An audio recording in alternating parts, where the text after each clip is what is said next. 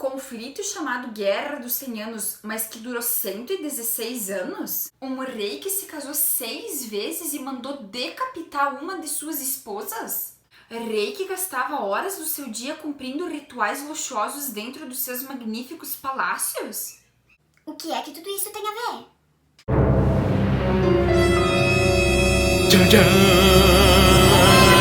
Tudo isso tem a ver com a formação dos Estados Nacionais modernos. E na aula de hoje a gente vai aprender como que aconteceu a formação desses dois estados modernos que vão ser espécies de exemplos de estados absolutistas na Europa, a França e a Inglaterra. Em primeiro lugar, é preciso entender que França e Inglaterra vão ter a centralização do poder acontecendo por causa de um conflito, a Guerra dos 100 Anos, Que na verdade, como a abertura do nosso vídeo já disse, durou não 100 anos, mas 116 anos. Esse conflito, a Guerra dos 100 Anos, foi um conflito entre França e Inglaterra, porque os dois estavam disputando ao mesmo tempo o trono francês. Isso tudo aconteceu porque o rei francês Carlos IV morreu no ano de 1328 e a partir de então, como era comum nesse período, se abriu uma disputa pelo poder do trono francês. Isso tudo aconteceu porque o rei Carlos IV, que agora estava morto, não tinha um sucessor imediato para o poder. Ele tinha uma irmã chamada Isabel e essa irmã tinha um filho chamado Eduardo III. O Eduardo III vivia na Inglaterra e fazia parte de uma dinastia chamada Dinastia Plantageneta. A França dizia que o Eduardo III não poderia ser o rei francês porque a linha sucessória do Eduardo III se iniciava com uma mulher, que era Isabel, a irmã do então rei Carlos IV. E aí se abriu uma disputa entre França e Inglaterra para ver quem iria assumir o trono francês a partir de agora. A Guerra dos 100 Anos é muito importante para a formação desses dois estados modernos, especialmente por um ponto, e esse ponto é a formação dos exércitos. Tanto franceses quanto ingleses tiveram que se preocupar, quando esse conflito se iniciou, em formar poderosos exércitos para conseguir vencer a nação inimiga, visto que França e Inglaterra já tinham tido vários conflitos anteriores, então eles já tinham uma rivalidade histórica aqui.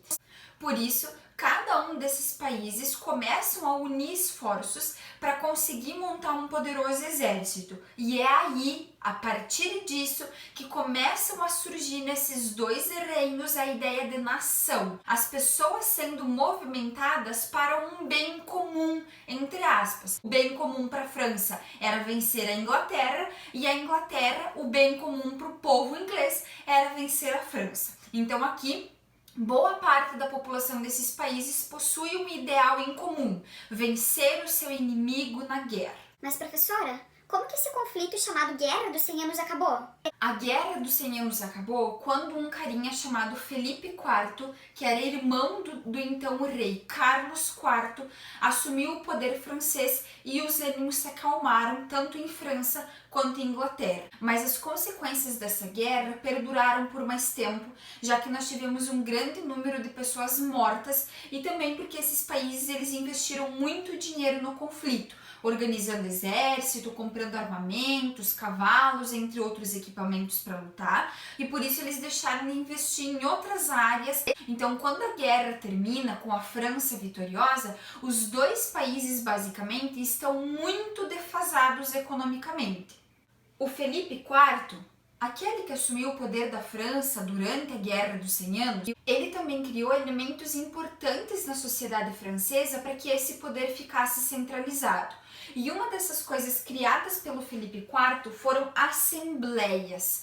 Essas assembleias eram como se fossem reuniões em que as pessoas debatiam sobre política e podiam dar a sua opinião sobre a política, sobre problemas da sociedade, e todas essas reuniões elas deveriam contar com a presença de pessoas dos 3 segmentos da sociedade, dos 3 grupos sociais.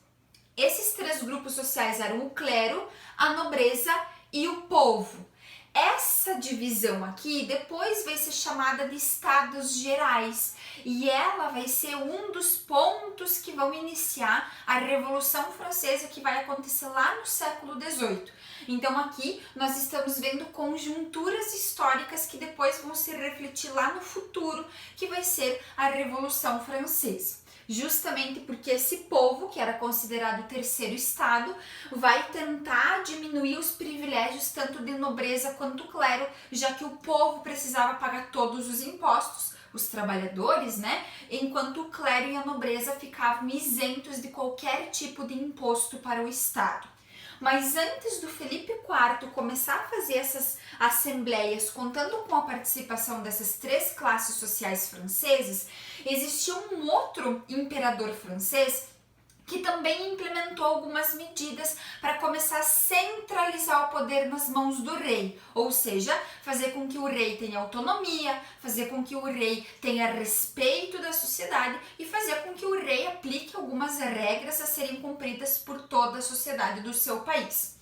O Felipe Augusto, ele vai criar dois cargos, dois grupos de pessoas que vão ajudar a fiscalizar a implementação de leis, regras e a cobrança de impostos no território francês.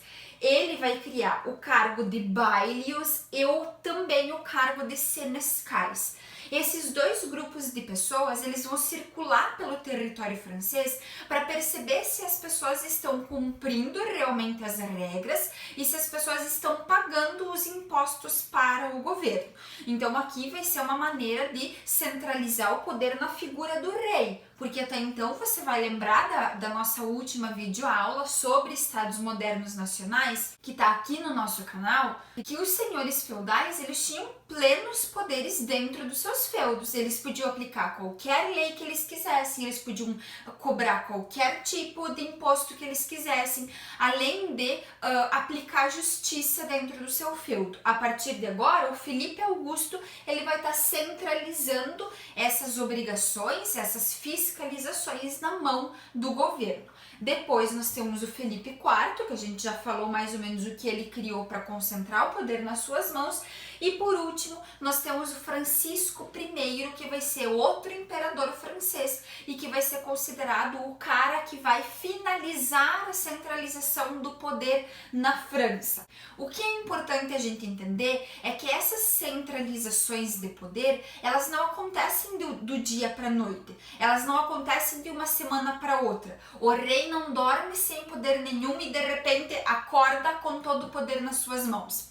Não, essa centralização do poder é um processo muito longo e desgastante para esses países. A França, por exemplo, centralizou o poder por conta da Guerra dos 100 Anos. Depois que nós entendemos a centralização do poder na França, nós vamos começar a entender como aconteceu a centralização do poder na Inglaterra, que foi aquela outra participante da Guerra dos 100 Anos, desse grande conflito. A centralização do poder na Inglaterra, ela vai acontecer praticamente imediatamente após a Guerra dos 100 Anos. Isso tudo porque quando a Guerra dos 100 Anos acaba, a Inglaterra começa a olhar para tudo que está acontecendo no seu país e começa a ver muita pobreza, começa a ver crise econômica e começa a ver que muitos dos homens da sociedade inglesa acabaram morrendo no conflito. Então, a partir do fim da Guerra dos 100 Anos, vai se iniciar um novo conflito na Inglaterra, chamado Guerra das Duas Rosas. A Guerra das Duas Rosas vai ser um conflito muito particular da Inglaterra, porque vai envolver duas famílias disputando o poder inglês, os Lancaster e os York. Eram as duas grandes famílias que estavam brigando, lutando para assumir o trono inglês. Essa Guerra das Duas Rosas, ela vai acontecer entre 1455 até 1485. São aqui 30 anos de disputa em que essas duas famílias vão se alternando no poder inglês. Passaram 30 anos lutando pelo poder inglês? Sim, passaram 30 anos lutando pelo poder inglês. Mas professora, como que esse conflito vai acabar? A Guerra das Duas Rosas vai acabar quando nós vamos ver o Henrique VII surgindo nesse cenário e conseguindo fazer um acordo entre as duas famílias e ele mesmo acaba assumindo o poder inglês. Então essas duas famílias, Lancaster e York, vão sair do cenário político inglês, do trono, mais especificamente falando, e o Henrique VII é quem vai assumir o poder. A partir do momento em que ele se torna o rei inglês, nós vamos ver a fundação de uma nova dinastia, a dinastia Tudor. Professora, como é que se dava o nome das dinastias? Provavelmente eles inventavam algum. Eu acho que eles escolhiam o nome da dinastia como escolher o nome de um filho. Geralmente o nome das dinastias eles não eram escolhidos, mas eles vinham do sobrenome das pessoas que estavam assumindo o poder. Nesse caso, se iniciou a dinastia Tudor porque o nome do Henrique era Henrique Tudor. Caso eu fosse a rainha da Inglaterra, por exemplo, provavelmente o nome da minha dinastia seria Dinastia Casagrande, já que o meu sobrenome é Casagrande. Quem vai assumir o poder a partir do momento em que o Henrique VII morre é o seu filho Henrique VIII. Professora, por que está escrito ali mulheres? O Henrique VIII vai ser um imperador muito famoso da Inglaterra por dois motivos. Em primeiro lugar, ele vai ser o imperador que vai fundar a religião chamada Anglicanismo. Nesse período, boa parte do mundo era católico e respeitava muito a instituição Igreja Católica. O Henrique VIII vai deixar de respeitar essa instituição quando ele pede ao Papa Clemente a anulação do seu casamento com uma mulher chamada Catarina de Aragão e o Papa não concede essa anulação. O Henrique VIII se casou com a Catarina de Aragão, que era uma mulher muito católica, e ele, como qualquer imperador daquele período, esperava muito ter um filho homem para sucedê-lo no trono inglês. Só que, na verdade, ele e a Catarina de Aragão não conseguiram ter um filho homem. Por mais que a Catarina de Aragão tivesse tido 6 filhos, somente uma menina sobreviveu, a Maria I. E para o Henrique VIII, todos os problemas que a Inglaterra estava passando naquele momento e o problema também de não ter um filho homem para sucedê-lo no trono era tudo culpa da Catarina de Aragão. Por isso, o Henrique VIII vai pedir ao Papa da Igreja Católica, o Clemente, para anular o seu casamento com a Catarina de Aragão. Vamos lembrar que naquele período era praticamente impossível um casal se divorciar. Isso porque a Igreja Católica não concedia esses divórcios, já que, segundo ela, o casal teria jurado na igreja perante Deus que ficariam juntos até a morte. Por não ter concedido a anulação do casamento ao Henrique VIII, ele mesmo vai acabar assinando um documento chamado Ato de Supremacia, no ano de 1534, em que ele rompe relações com a Igreja Católica. Isso queria dizer que a partir de agora a Inglaterra não queria mais nem a religião católica e nem as influências do catolicismo. Dessa maneira, o Henrique VIII acabou fundando uma nova religião chamada Anglicanismo e que os ingleses precisavam segui-lo. Foi nessa nova religião que ele, o Henrique, acabou confirmando seu casamento com aquela sua amante, a Ana Bolena, que já estava grávida dele. A Ana Bolena, como segunda esposa do Henrique VIII, também não teve filhos homens. Ela teve uma filha chamada Elizabeth I. O Henrique VIII, então, manda decapitar a Ana Bolena porque, segundo ele, a Ana Bolena estava traindo o Henrique VIII e também não tinha lhe dado um filho homem. Um dia após a decapitação da Ana Bolena em praça pública, o Henrique VIII já estava noivo de uma outra moça chamada Joana. O Henrique VIII finalmente vai ter o filho homem que ele queria com a Joana. Esse filho, segundo a lei inglesa, poderia assumir o trono inglês a partir dos 16 anos. O problema é que quando o Eduardo, esse filho do Henrique VIII, completou 15 anos, ele acabou morrendo sem ter assumido o trono inglês. E assim, o Henrique VIII continuava sem sucessor ao trono. Para resumir essa longa história, o Henrique VIII se casou 6 vezes, teve um filho homem que era o Eduardo, e esse filho homem morreu antes dele assumir o poder, com apenas 15 anos. A partir disso, a dinastia Tudor não vai acabar com a morte do Eduardo. A Maria I, que era filha da Catarina de Aragão, com o Henrique VIII, vai assumir o poder e depois a Elizabeth I também. A Elizabeth vai ser a última sucessora da dinastia Tudor. E quando ela vai falecer, a dinastia Tudor acaba ali mesmo. Quem vai assumir o trono inglês a partir de então vai ser o primo da Elizabeth, chamado Jaime I. E aí, por ter o sobrenome Stuart, a dinastia que vai iniciar na Inglaterra após a morte da Elizabeth I vai ser a dinastia Stuart. Atenção para a mágica que vai acontecer agora! Tadã! Se você acha que os reis absolutistas só controlavam o pensamento, a vida e a religião das pessoas, você está enganado. Porque eles também passaram a controlar muito a economia. Uma das principais características dos estados nacionais modernos é a centralização do poder nas mãos do rei e também a intervenção do rei na economia daquele país ou daquela nação. A economia desses estados absolutistas é chamada de economia mercantilista. Mas o que é mercantilismo? As principais características do mercantilismo estão aqui no nosso maravilhoso quadrinho.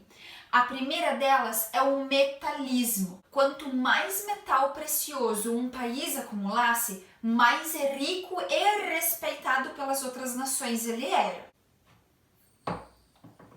Outra característica do mercantilismo é a balança comercial favorável. O que é isso? Balança comercial favorável nada mais era do que o país vender mais produtos do que comprar. Assim, para o país haveria sempre lucro e não prejuízo.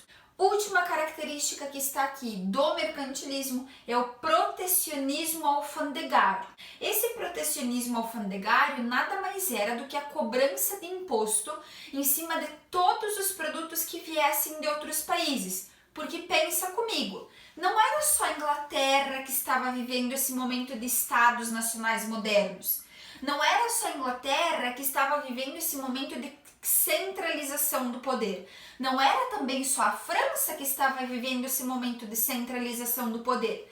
Vários países europeus estavam passando pelo mesmo processo.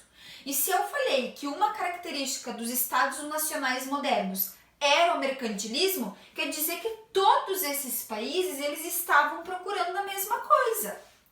Estavam procurando acumular mais metais, estavam procurando vender mais do que comprar e estavam procurando colocar impostos sobre mercadorias importadas. Então, esses países, quando vários deles se tornam estados modernos, com o poder concentrado, eles começam a perceber que muitos países estão querendo vender mais do que comprar, mas cada país está querendo não comprar muito. Então, como é que essa economia vai funcionar? Aí que vai entrar a colonização e extração de outros continentes, como, por exemplo, o continente americano, mais especificamente falando o Brasil. Então, a partir desse momento, desse mercantilismo, que esse mercantilismo começa a acontecer nesses estados nacionais modernos, muitos deles vão se lançar ou investir nas grandes navegações para descobrir novos territórios, para explorar novos territórios e tirar desses territórios todas as riquezas que possam ser utilizadas aqui dentro do continente europeu. Magicamente apareceu uma linha do tempo aqui no nosso quadrinho para nos mostrar os períodos históricos de cada um desses sistemas econômicos, para a gente entender melhor. Do século V até o século XV, Idade Média. Durante toda a Idade Média, nós tivemos um sistema político, econômico e social que vigorou na Europa, chamado de feudalismo, que nós já estudamos.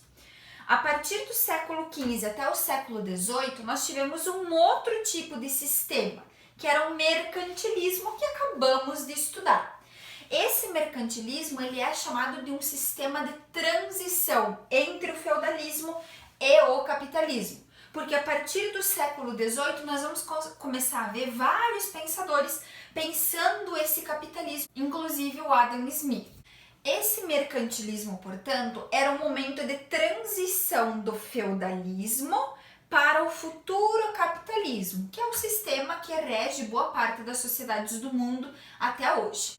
Gostou da nossa aula? Gostou de aprender um pouquinho mais sobre como esses estados se formaram e de onde que surgiam esses reis? Eu espero que você fez várias anotações. Um beijo e até a próxima aula!